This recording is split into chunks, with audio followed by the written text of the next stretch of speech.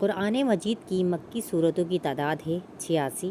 قرآن مجید کی مدنی صورتوں کی تعداد ہے 28۔ قرآن مجید کے نزول کا مدنی دور ہے 10 سال۔ قرآن مجید کے نزول کا مکی دور ہے 13 سال۔ حضرت ابوبکر صدیق رضی اللہ تعالیٰ عنہ نے تدوین قرآن کے لیے کس کو مقرر کیا تھا؟ زید بن ثابت رضی اللہ تعالیٰ عنہ کو۔ قرآن مجید کی کس صورت میں 2 دفعہ بسم اللہ آئی ہے؟ سورہ نمل۔ قرآن مجید کی کس صورت کے شروع میں بسم اللہ نہیں ہے؟ سورہ توبہ اور برات۔ اہل سنت کے ہاں مشہور صحاح ستہ میں حدیث کی کتنی کتابوں کا ذکر ہے؟ 6۔ اہل تشیع کی مشہور کتب احادیث اصول اربعہ کی تعداد ہے 4۔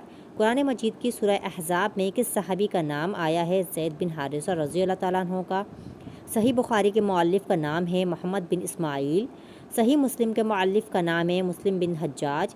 السنن النسائی کے مؤلف کا نام ہے احمد بن شعیب۔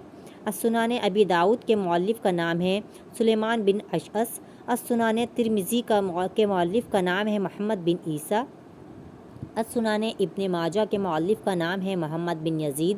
الکافی کے مؤلف کا نام ہے محمد بن یعقوب الکلینی۔ من لا یسحر الفقیہ کے مؤلف کا نام ہے محمد بن علی القمی۔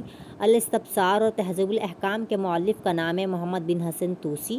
حضور اکرم صلی اللہ علیہ وآلہ وسلم نے آخری حج ادا کیا 10 ہجری کو۔ قرآن مجید کی سب سے بڑی اور سب سے چھوٹی سورت کا نام ہے البقرہ اور سورۃ الکوثر۔